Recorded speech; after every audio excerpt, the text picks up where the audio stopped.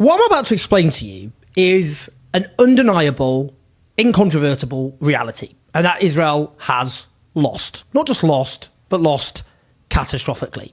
Now, we know, or should know, it's failed in all of its stated objectives. But before I explain exactly, specifically what I'm talking about here, an obvious disclaimer.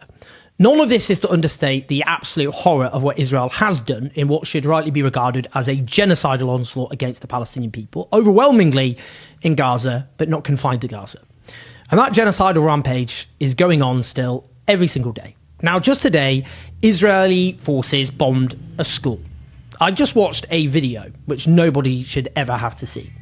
And that is a Palestinian man picking up the body parts and remnants of children, kids, blown apart by an Israeli strike on a school. Displaced Palestinians were sheltering in that school, run by Unrat, the UN Agency for Palestinian Refugees, and Gaza's biggest humanitarian agency, one which Israel has openly committed to destroying, and at least 40 people were killed, including 14 children. Now, according to the Israeli state, it was being used to shelter Hamas and Islamic Jihad fighters.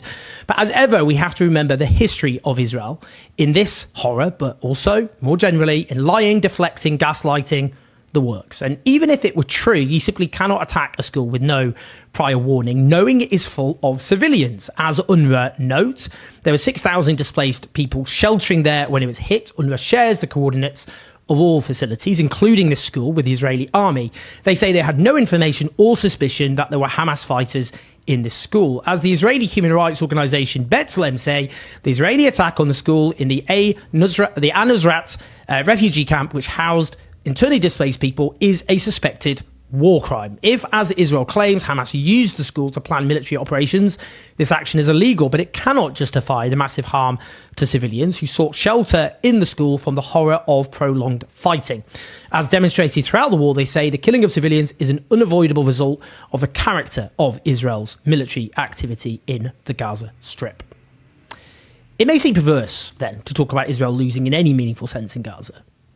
When Gaza is in ruins, tens of thousands have been slaughtered in such barbaric circumstances by the Israeli state, and every single day that remains the reality. That famine, as we know, grips Gaza because of the deliberate starvation policy of Israel. But apart from the stated objective of returning the Israeli hostages to their loved ones through military means, a total failure, far more have been killed by the Israeli state than rescued by military means, Israel keeps retrieving, in fact, the bodies of dead hostages because of its refusal to accept a ceasefire deal which would return the hostages alive in return for Palestinian prisoners and end this obscenity.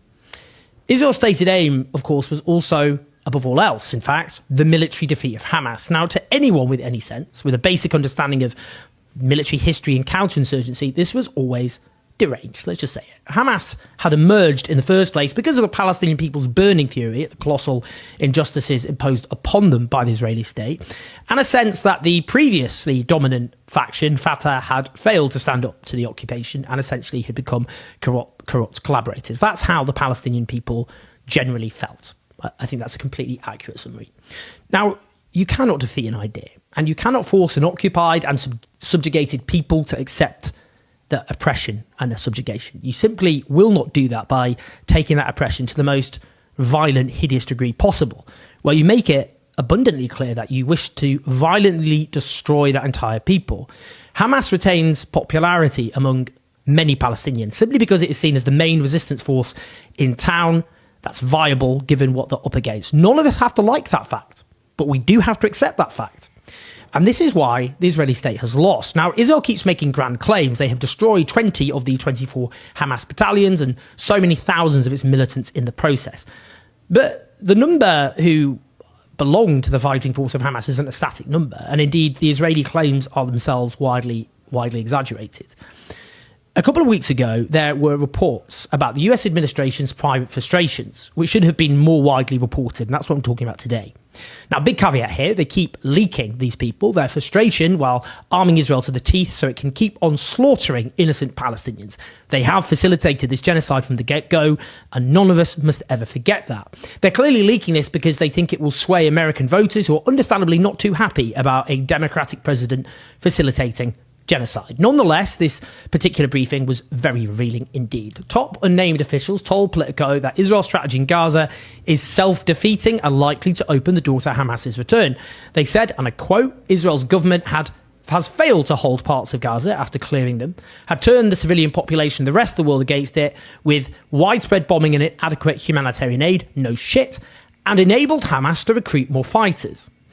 Now, I have to say, when I read this particular part, I feel an unbelievable sense of anger. Let me just quote what I'm talking about. In a Tuesday interview with CNN, Netanyahu said, "We have to get rid of Hamas, otherwise there's no future for Gaza." But recent US intelligence is fueling a growing out concern that outcome isn't possible. So let me just say that again. But recent US intelligence is fueling a growing concern that such an outcome isn't possible.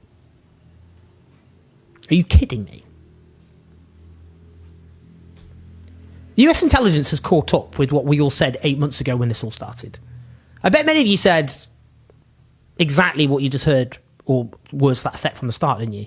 From the get-go. You're not highly paid intelligence operatives, unless some of you are watching this, of the world's only superpower with a vast array of highly classified information at your fingertips, are you? No, but you've got some common sense, I'd imagine, which turns out is actually far more reliable than the supposed expert opinion of this lot who've dedicated their entire lives to so-called intelligence gathering. Let's just listen further. Although Hamas's communications and military abilities have been degraded, only 30 to 35% of its fighters, those who were a part of Hamas before the October 7th attack, have been killed, and about 65% of its tunnels are still intact, US intelligence indicates. Right, so Israel has destroyed or severely damaged most civilian infrastructure and killed tens of thousands, including at least 15,000 children. And that's their so-called achievement, is it? Goodness me. But this part made me really angry. Biden officials, they say, have become increasingly concerned that Hamas has been able to recruit during wartime thousands over the last several months. That has allowed the group to withstand months of Israeli offensives, according to a person familiar with US intelligence. No shit. No shit. Who could have predicted that? That if you launch a genocidal war against a long subjugated people, that many of them have lived through picking up the remnants of their slaughtered children and putting them in plastic bags, of their loved ones being burned alive, that some of them might go, or indeed many of them might go, I'm going to spend the rest of my life fighting those responsible even if it kills me. Who would have thought it? Oh, anyone with common sense, I'd imagine. You don't just go, oh, well, there were 30 to 40,000 Hamas fighters. You just wipe out most of them, job done. What about all the ones who are going to join? You absolute fucking clowns. How dare these people insult our intelligence by leaking the most obvious conclusions imaginable after facilitating one of the great atrocities of our age, which would always obviously fail on its own terms. We were not actually, I'm sorry if some of you think you were geniuses by predicting that this would actually happen. You weren't. You obviously had a general sense of what would inevitably happen. A report in The Guardian this week finds, and listen to this, that analysts believe there may be more Hamas militants in the north of Gaza, which was supposedly cleared by Hamas several months ago, than in Rafah, the southern city which Israel claims is actually Hamas's stronghold. Aid agencies believe that Israel actually already controls about 80 to 85% of Rafah, and guess what? Hamas still hasn't been destroyed or anything close. Its leadership remains very much intact. Indeed, it was in Jabalia, as The Guardian note, the second most populous town in northern Gaza, where fighting was described as perhaps the fiercest yet, and that was supposedly cleared of Hamas back in January. Residents of Jabalia now say that Hamas officials are patrolling markets and enforcing price controls of key goods and distributing aid. So in other words, still functioning as a government, not simply as a guerrilla army. Israel has lost. It has lost completely. Yes, it has caused unbelievable sadistic mayhem, and I'm sorry to say there's still so much of that to come. It has turned itself into a pariah state. It is a state now widely despised, not just in the global south, but in the global north too.